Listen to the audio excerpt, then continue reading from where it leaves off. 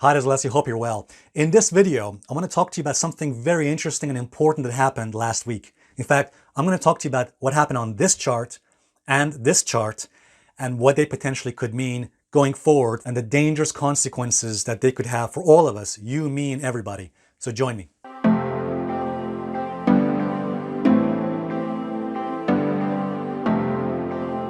All right, guys, welcome back. So recently I was reading this book, which I've mentioned before. It's called Conquer the Crash 2020 by Robert Prechter. By the way, guys, make sure you get this book and read it. I think it's by far the most important book you'll read for the next 5 to 10 years.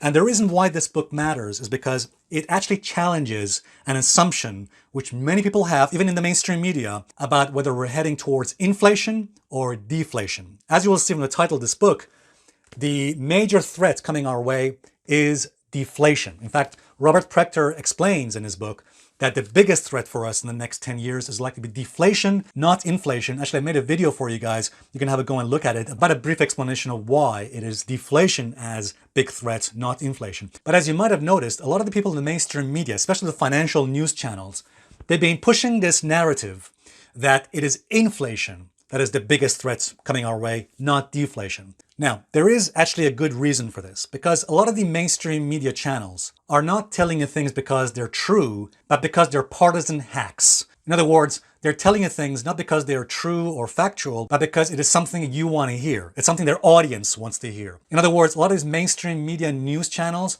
rather than giving you information which is truthful or factual, instead they tell you things because they want to attack their political enemies, or because they're partisan hacks, essentially is what they are. So that's why, guys, people have lost trust in the mainstream media, because essentially they're too much interested in spreading propaganda than giving you facts and information. So guys, that's why in my videos, I want to focus on actual facts and evidence and looking at things objectively, not through the lens of some political... More rubbish there! More of that bloody rubbish! But let me explain this point by looking at these charts. Firstly, if inflation was truly a threat, then three things need to be true and happening at the same time. Take a look at this. As Robert Prechter says in his book, for inflation to be a major threat, three things must be happening at the same time. Three markets need to be going up at the same time.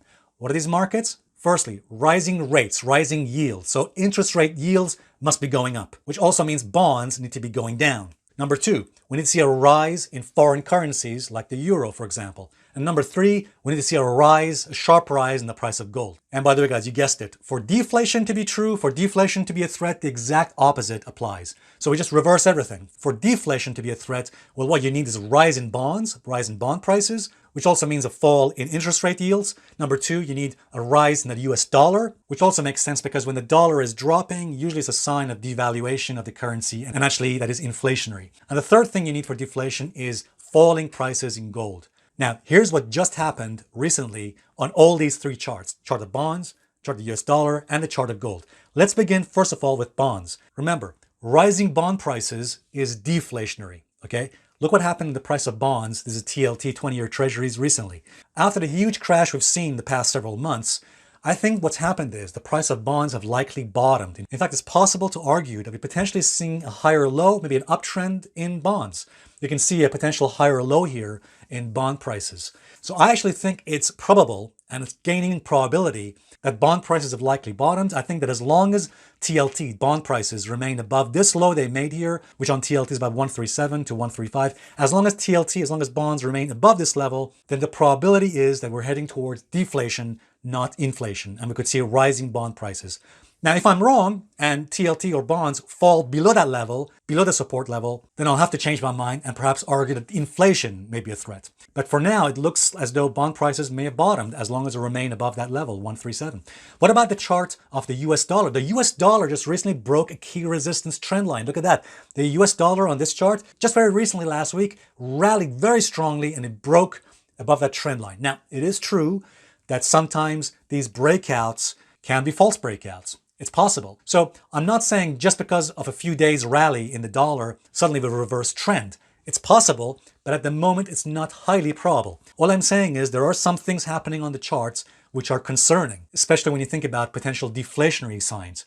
So it does look as though the US dollar has just broken key resistance trend line there. And if that continues, if the dollar continues to push up higher and stay above that support, then yeah, perhaps the US dollar has reversed trend and we are seeing deflationary forces winning. And lastly, the price of gold. As the dollar rallied, gold prices dropped. Gold, in fact, fell below the falling trend line you see there. In other words, gold prices dropped and fell below support, below the trend line. Now, again, I realize that one day or a few days does not make a new trend. So it's possible that these changes in price could be corrections. It's possible. We'll have to wait and see. Again, I'll have to review the situation in a few months' time and see where we're at. But for now, I think the fact that they're breaking support, breaking structure, breaking trend lines, it is concerning. I'm not saying it's a reversal in trend just yet, but again, it is certainly concerning and worrying that we're seeing changes occurring. Again, key levels being broken. We shall have to wait and see in another few months whether these same patterns are existing or whether the trend is resumed. We shall see. But for now, it does appear that the three things you need for inflation to be true, as you can see here, are not happening. And by the way, I should also mention the euro dropped as the US dollar rallied and went higher, which is of course natural because the euro is inverse to the US dollar. So what does any of this mean? It means that so far the three things you need for inflation to be true are not actually happening. So the three criteria for an inflationary threat are right now being put under stress, and it seems quite the opposite is happening. We're seeing signs of deflation coming into play, especially with the rise in bond prices and especially with the rise in the US dollar and the falling gold. So I shall make a video update for you on this situation in the next few months and see where we're at potentially in this inflation deflation situation. And again, guys, if you haven't subscribed, please do subscribe and enable notifications. Before I finish the video, let me just quickly say this. I did a very interesting and educational webinar with Guy Cohen, who is a leading expert on options and hedging strategies, also the best-selling author of Options Made Easy. So you can watch the replay of our webinar when you join the membership. And you can join and become a member on that link you see right there. Thanks very much, guys. Look forward to seeing you in the next video. Cheers.